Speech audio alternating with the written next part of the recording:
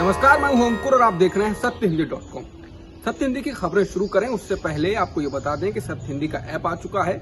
उसको डाउनलोड करने के लिए आपको इस वीडियो के डिस्क्रिप्शन में जाना होगा, वहां से आप ऐप डाउनलोड कर सकते हैं। ऐप को आप गूगल प्ले स्टोर से भी डाउनलोड कर सकते हैं। अब एक नजर डाल लेते हैं अब तक की सुर्खियों पर।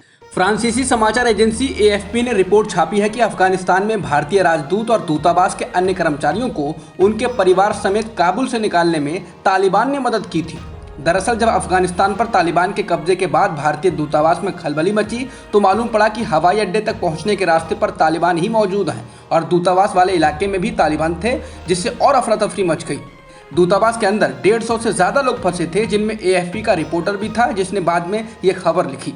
जिसके बाद अधिकारियों ने तालिबान से संपर्क किया, उनसे निवेदन किया कि वो भारतीयों को एयरपोर्ट तक जाने में मदद करें। उसके बाद हथियारों से लैस तालिबान भारतीय दूतावास के बाहर पहुंचे और दूतावास के कर्मचारियों और उनके परिवार वालों को ले जा रही गाड़ियों के काफिले के साथ एयरपोर्ट तक गए।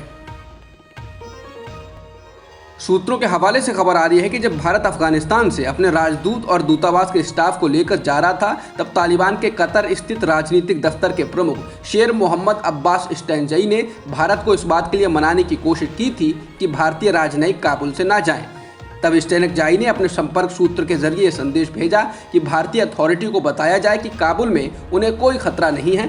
ये भी कहा गया कि अगर भारत को इस बात की चिंता है कि लश्कर ए तैयबा, जैश-ए मोहम्मद, लश्कर ए झांगवी या हक्कानी ग्रुप से उनकी एम्बेसी को खतरा है, तो ऐसा नहीं है। अफगानिस्तान में तालिबान के कब्जे के बाद से भारत पर सबकी नजरें हैं कि वो इस मामले में क्या करेगा। ऐसे समय में जब पाकिस्तान, चीन, रूस, ईरान जैसे देश पहले से ही तालिबान के पक्ष में खड़े नजर आ रहे हैं। भारत के विदेश मंत्री S जयशंकर ने एक बार फिर अमेरिकी विदेश मंत्री एंटनी ब्लिंकन से अफगानिस्तान को लेकर चर्चा की है। ब्लिंकन ने ट्वीट कर कहा कि उन्होंने भारत के विदेश मंत्री से अफगानिस्तान को लेकर फोन पर बात की है और आपसी तालमेल को जारी रखने पर सहमति जताई है। बता दें, इससे पहले दोनों नेताओं ने सोमवार को भी इसी मुद्दे पर बात की थी। संयुक्त राष्ट्र की एक रिपोर्ट के अनुसार तालिबान ने नेटो सेनाओं और अफगान सरकार के साथ काम कर चुके लोगों की तलाश शुरू कर दी है। वो घर घर जाकर तलाशी ले रहे हैं और परिवारों को धमका रहे हैं। बता दें, ये रिपोर्ट ऐसे समय आई है जब तालिबान बार बार कह रहा है कि वो किसी से भी बदला नहीं लेने वाला है।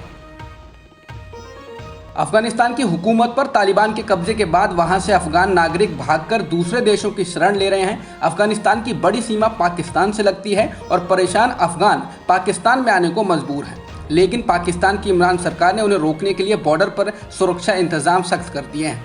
अल जजीरा के मुताबिक ऐसे लोग जिनके पास अफगानिस्तान का वैध पहचान पत्र है, उन्हें बतौर शरणार्थी पाकिस्तान में आने दिया जा रहा है।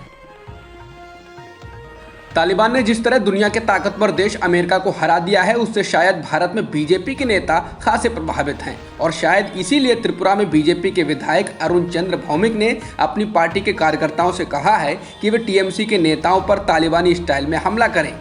भौमिक के बयान पर मीडिया व आम लोगों के बीच चर्चा होते ही बीजेपी ने इससे किनारा कर लिया और कहा कि ये विधायक का बयान है, ना कि बीजेपी का।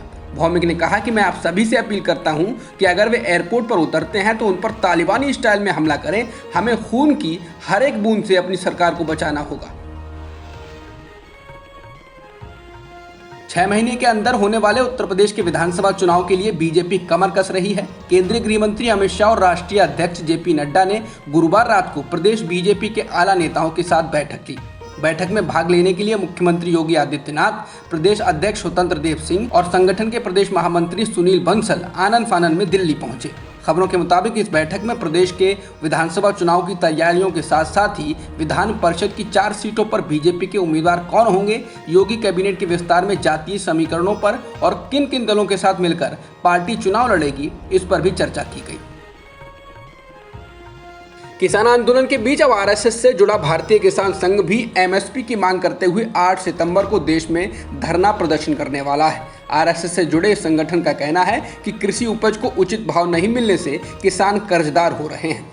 भारतीय किसान संघ के जनरल सचिव बद्री नारायण ने कहा कि MSP रेट का ऐलान करने का कोई अर्थ नहीं है अगर अधिकतर किसानों को वो भाव मंडी में मिलता ही नहीं।